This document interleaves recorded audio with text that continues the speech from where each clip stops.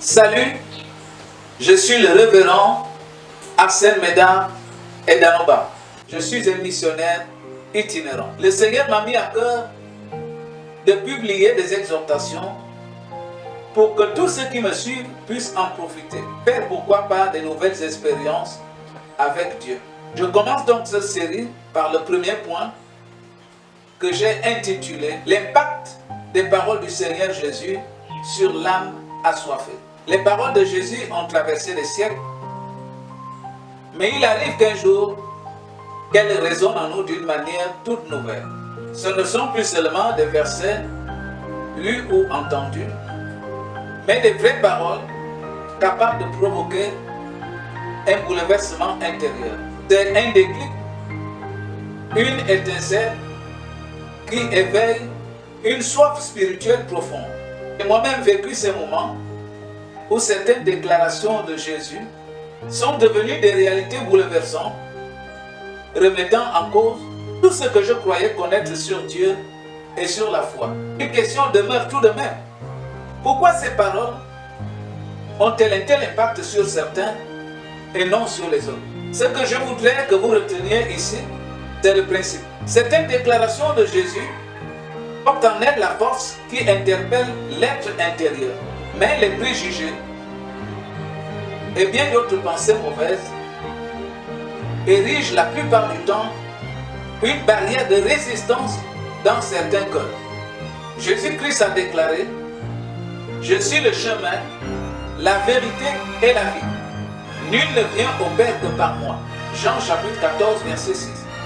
Et encore « Venez à moi, vous tous qui êtes chargés et fatigués, et je vous donnerai du repos. » Matthieu chapitre 11, verset 28. Ces paroles ne sont pas seulement des enseignements. Elles s'adressent directement à l'âme et posent une question fondamentale. Qui est Jésus pour moi? Lorsqu'on entend ces paroles avec un cœur sincère, en quête de vérité, elles deviennent une invitation irrésistible à aller bien au-delà des apparences et des considérations religieuses et à chercher une expérience personnelle avec Dieu. Toi qui m'écoutes, ce jour peut être pour toi le déclic. La voie est ouverte pour que tu t'engages dans le cheminement de la révélation qui sera la réponse à tes incessants questionnements. Madame, monsieur, cher ami, jusqu'à quand resteras-tu toujours bloqué à la limite des bonnes intentions? Il y a quelques années, à cause de ces mêmes paroles, j'ai connu un bouleversement. C'est un véritable séisme intérieur, où tu te rends compte que la foi ne peut pas être simplement un héritage culturel ou doctrinal. Elle doit être vivante, forte, puissante, transformante. Et cela par ta réponse à l'action de Dieu dans ton cœur.